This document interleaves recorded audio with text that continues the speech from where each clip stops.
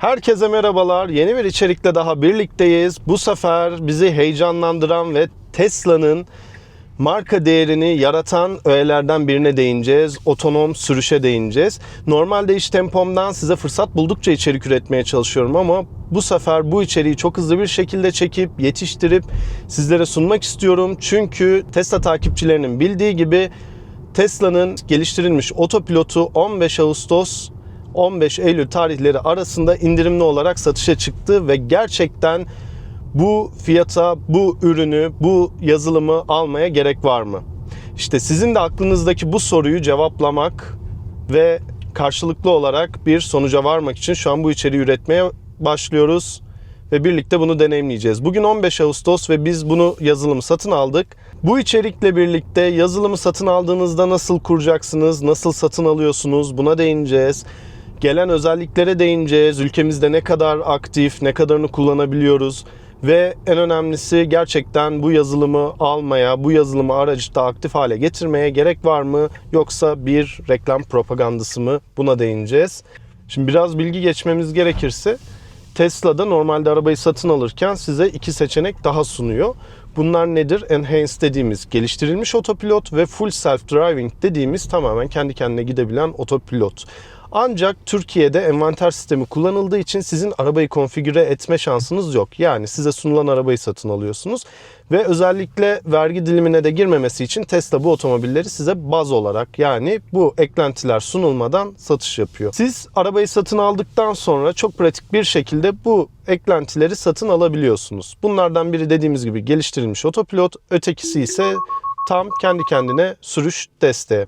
Bu eklentiler Türkiye ve Avrupa Birliği'nde farklı şekillerde çalışıyor. Farklı uzaklıkları destekliyorlar. Bunlar hakkında da konuşacağız. Satın alma sürecini ilk olarak size gösterelim isterseniz. Eklentileri Tesla mobil uygulaması aracılığıyla çok pratik bir şekilde satın alabiliyoruz. Uygulamaya girdikten sonra ana ekranımızda yükseltmeler adı altında bir başlık var. Buraya girdiğimiz zaman yazılım yükseltmelerine tıklıyoruz. Gelen ekrandan sağ tarafta satın al yazıyor. Oraya tıklıyoruz ve buradan geliştirilmiş otopilotu veya full self driving kabiliyetini sepetimize ekleyerek satın alabiliyoruz. Burada fatura bilgilerimizi girip daha sonra kart bilgimizi seçerek satın alma işlemini tamamlıyoruz. Şimdi ilk olarak paralel parkı deneyelim. Gün ışığını kaybetmeden bir o deneyimizi yapalım. Geliştirilmiş otopilotla birlikte karşınıza paralel park, L park gibi otopark özelliği geliyor. Otomatik şerit değiştirme özelliği geliyor ve summon denilen yanınıza aracı çağırma özelliği geliyor. Bunu da ikiye bölmüşler. Dump summon ve smart summon diye. Bunlardan bir tanesi direkt araca yanıma gel diyorsunuz ve yanınıza geliyor. Ötekinde ise araca ileri geri gitme komutlarını veriyorsunuz. Bunları tek tek inceleyeceğiz. İlk olarak paralel park ile başlayalım isterseniz.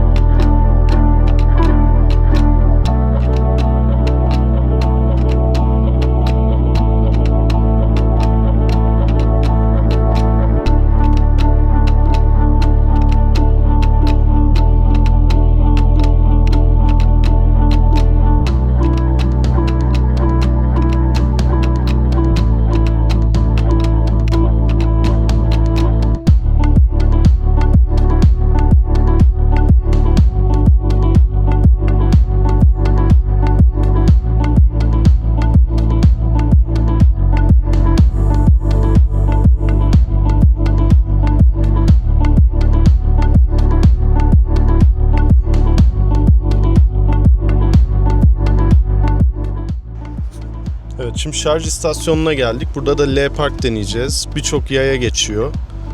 Aynı zamanda iki tarafı da arabayla dolu. Şöyle.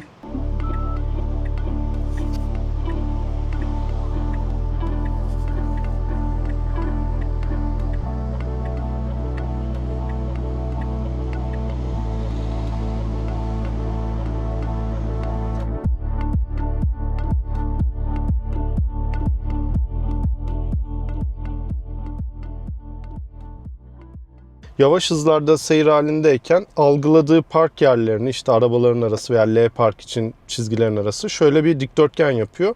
Oraya tıklayıp seçebiliyorsunuz. P yazıyor zaten. Şimdi birazcık daha zor bir yer olsun, arabaların arası olsun. Şu iki arabanın arasına park etmek istiyorum. Dikdörtgene buradan ekrandan tıkladım. Ardından otomatik parkı başlat diyorum. Gaz, fren her şey onda, direksiyon her şey onda. Şu an şöyle uzaktan çekmeye çalışayım.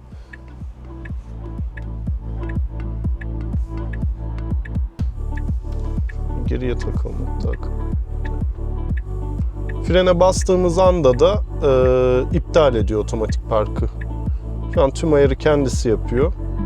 Bu özellikle şey için güzel olabilir. Arabanın boyutları büyük olduğu için yan çizgilere tam oturtma konusunda daha kolay ve daha milimetrik bir park sağlayabilir. Gördüğünüz gibi çok güzel park etti bunda.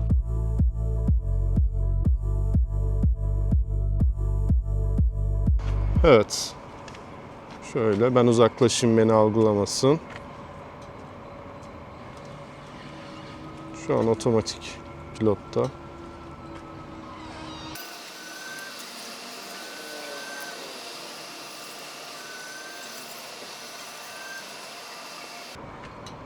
Evet, giremedi araba.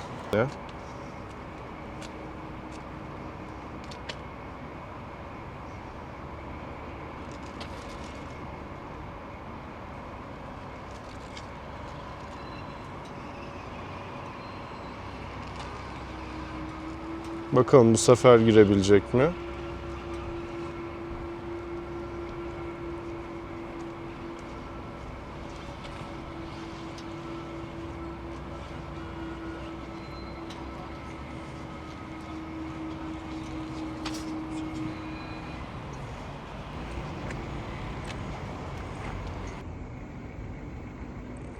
Böyle bir mesafe şerit olarak da tam ortalamış olması lazım.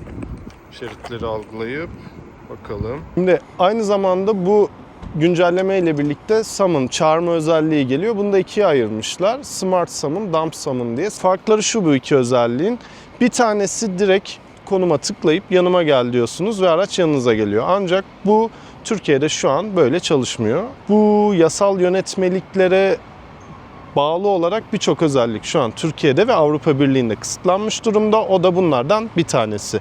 Ancak bir de Dumb Summon dediğimiz Summon'da ise olay şöyle: telefonunuzdan arabayı belli bir mesafe uzaklığa kadar ileri geri hareket ettirebiliyorsunuz içinde olmadan. Bu da ne kadar? Şu an 6 metrelik bir mesafede bulunmanızı istiyor. Tabii her an yasal yönetmeliklerden onay çıkabilir ve onayın çıkmasıyla birlikte bu iki özelliğin de yapısı değişebilir. Daha uzun mesafelere destek verebilir. Satın aldığınızda direkt telefonunuza bir alan geliyor. Ayrıca arabada da şöyle araçlara tıklayıp otopilota tıkladığınız zaman aşağıda şurası gelmeye başlıyor. ASS, gelişmiş akıllı Summon diye. Bunu aktif ettiğinizde size sözleşme geliyor. İşte buradan evet deyip onaylıyoruz.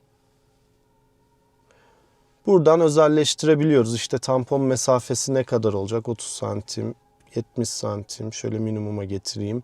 İşte iptal durumunda emisyon dediği ses sanırım. Tamamlandığındaki ses. Bunları buradan ayarlayabiliyorsunuz. Bir de bekleme modu diye bir şey var. Bu da hızlıca Summon'ı aktif hale getirmek için. Ama bunun şarj yiyeceğini düşündüğüm için bunu ben şu an kapatmayı istiyorum.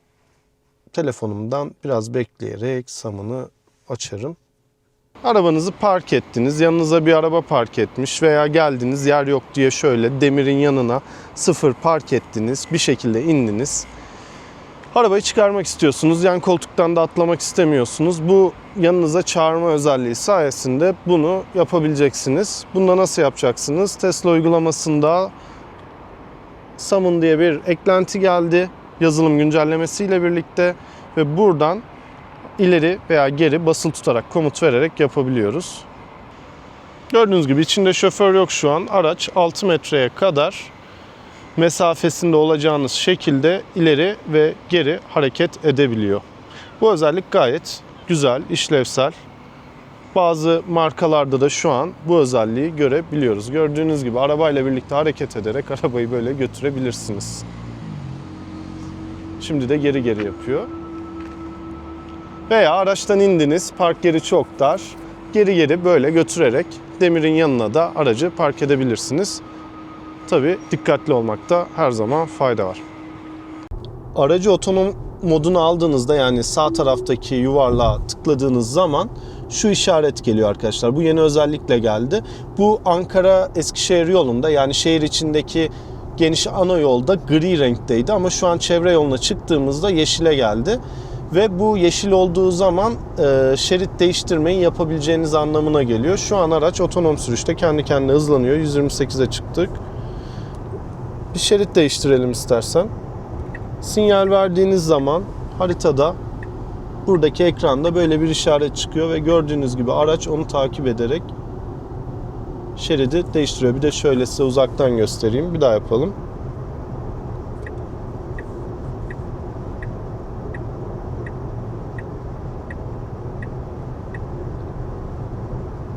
Şöyle sinyali verdikten sonra size direksiyona hafif bir etki yapmanızı istiyor. Ondan sonra geçiş yapıyor. Ve belli bir süre biz bu direksiyonu itmediğimiz için zaman aşımı oldu deyip şerit değiştirmeyi iptal etti biraz önce. Çok hafif direksiyona dokundun. Ve araç şeridi değiştirdi. Çevre yoluna çıkalı beri abim sadece direksiyonu dokunun uyarısı nedeniyle dokunuyor. Kontrol tamamen arabada. Uzun yolda çok güzel olacaktır bu. Bakın biraz önce çevre yolundan çıktık. Şu an otonom sürüşteyiz ama gri oldu sembol odaklarsa. Şu an şerit değiştirmeyi bir dene bakalım.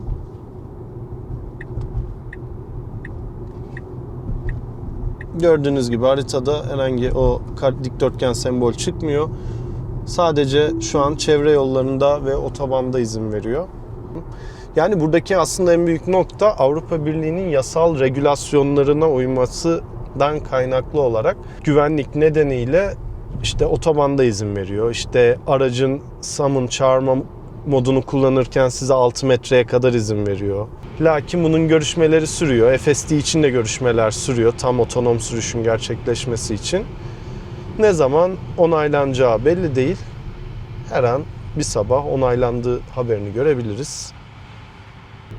Şimdi biraz karanlığım, kusura bakmayın. Videoyu yetiştirmek için ilk günden acele çekiyoruz işten sonra. Şimdi özetlemem gerekirse, yorum yapmam gerekirse bu özellik kimler almalı, almamız gerekli mi yoksa gerçekten içi boş mu? Bunun hakkında biraz konuşalım. Şimdi öncelikle neye baktık? Park etmeye baktık. Şimdi otomatik parkı yorumlamam gerekirse, otomatik park özellikle L parkta başarılı. Paralel parkta da gayet iyi. Tabii paralel parkta bizim yaptığımız gibi milimetrik parkta büyük ihtimal sıkıntı çıkacaktır ama yine de başarılı. Bazen biraz dışarıda kalabiliyor kaldırıma göre. Onun haricinde özellikle bu araç gayet büyük bildiğiniz gibi. Bu aracı park etmekte zorlanan birisi için otomatik parkın çok işe yarayacağını düşünüyorum. Şeye dikkat etmek lazım yalnız. Zaten normal sürerken de Tesla sahipleri bilir. Kamera bazen cisimleri farklı algılıyor, yerlerine kafası karışıyor filan.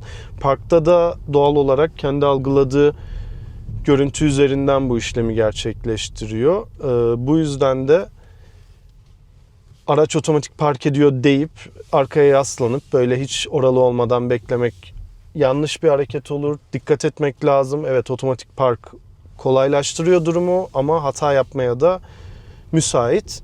Mesela açık alanda, açık AVM otoparkında park ederken market arabaları otomobilin kafasını ilk parkta karıştırdı. İkincide ise herhangi bir sorun yaşamadan araç kendi kendine park edebildi. Bunu da belirtmek lazım. Otomatik park hoşuma gitti. Şimdi summon özelliğini, yani aracı çağırma özelliğini yorumlamamız gerekirse bunun Türkiye'de şu an süreyle limitli. Limitli olduğu için bu asıl amacını gerçekleştiremeyen bir özellik. Amerika'daki videoları izlerseniz bu akıllı summon özelliğiyle adam AVM'de ellerinde poşetle çıkış yapıyor. Otoparktan arabayı yanına çağırıyor. Araç otomatik yanına geliyor. Biz şu an Türkiye'de bunu gerçekleştiremiyoruz. Bu özellik biraz yarım kalmış oluyor. Dump summon dediği böyle işte telefondan ileri geri yaparak diye olan kısmıysa fena değil. Ama onun da geliştirilmesi lazım. Nasıl iyi? Şöyle iyi. Aracı park ettiniz, inip binemiyorsunuz. Telefondan 6 metreye kadar ileri geri yaparak gayet işlevsel bir şekilde kullanabilirsiniz. Lakin şöyle sorunlu, biz bunu yaparken yok aracı yanındasınız, yok önüne geçtiniz gibi garip uyarılar aldık. Biraz kurcaladık. Belki bu bizim amatörlüğümüzden kaynaklı. Belki de dediğim gibi bu da eksi olarak yazılabilir. Bu konuda da fikirlerinizi yoruma yazabilirsiniz. Bunu kullananlar nasıl olduğunu yoruma yazarsa ben ve takipçiler bu konuda bilgilenirler. Bunu da geçtiğimiz zaman şerit değiştirme özelliği, bence aralarındaki en güzel özellik buydu. Güncellemeyi alırkenki en az beklentim olan özellik buydu. Ama ana yol ve otobanda çok güzel bir şekilde şerit değiştiriyor. Hatta buradaki şerit değiştirmenin sertliğini, işte çılgın max mi, yavaş mı, orta mı ayarlayabiliyorsunuz.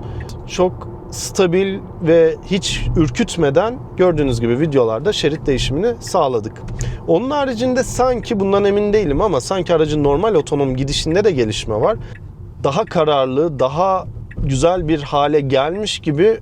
Umarım bu psikolojik değildir. Gerçekten öyledir. Biraz önce çevre yolunda sürerken otonom sürüşte oldukça keyifli ve konforlu bir yolculuk yaptık. Ayrıca şöyle bir özellik de var. Ana yoldan veya otobandan giderken sizin çıkacağınız sapakta işte aracın sizi uyarıp oraya doğru yol alması, ama bunu deneyimleyemedik. O yüzden bu konu hakkında şu an yorum yapamıyorum. Özetlemek gerekirse normal fiyatında yani bu özelliğin alınması bence gereksiz. Özellikle günümüz şu anki Türkiye'de izin verdiği yetkilerle bu amaçladığı amaca ulaşabilen bir paket olmuyor ve o fiyat bence çok yüksek. Ama şu anki indirimle yaklaşık 50.000 liraya gelen fiyatıyla düşünülebilir. Eğer siz FSD sürüşe ileride geçmek istiyorsanız onun bir alt basamağı olarak sizi biraz memnun edecektir. Ayrıca fiyat olarak da bilmeyenler için söyleyeyim. Bu paketi satın aldığınız zaman 228.480 lira olan FSD, eğer siz bu 57.000 liralık paketi alırsanız 113.000 liraya geliyor. Bu da ne demek oluyor? Size 50.000 liralık şu an bir kar sağlıyor. Yani ileride FSD'ye geçmeyi düşünüyorsanız ve şu an paranız varsa bunu almanız bence mantıklı olacaktır. Otonom sürüş tam olmasa bile bir adım yaklaşmak sizi mutlu edecekse bence bunun için mantıklı olacaktır. Ama böyle hani tam otonom, Tesla bu, süperiz kafasında bu özelliğe yaklaşırsanız üzüleceğinizi belirtmem lazım. Biz aldığımız için pişman mıyız? Şu an için değiliz. Bence biraz da biz çözdükçe, biraz daha hayatımıza bunu yerleştirdikçe, pratikleştirdikçe de özellik daha çok hoşumuza gidecektir. Kısaca özetlemek gerekirse böyle. Sizler de arkadaşlar bu özelliği alanlar veya almayı düşünenler veya kafasında soru işareti olanlar videonun altındaki yorumlarda hepinizle buluşalım ve bu konuda sohbet edelim. Videoyu izlediğiniz için hepinize teşekkür ediyorum. Bildiğiniz gibi sizin beğenileriniz, takipleriniz, yorumlarınız bize moral ve motivasyon sağlıyor. Bu yüzden de beğenilerinizi, takiplerinizi esirgemeyelim ve bildirimlerimizi açmayı unutmayalım. Kendinize iyi bakın. Umarım güzel bir içerik olmuştur. Görüşmek üzere.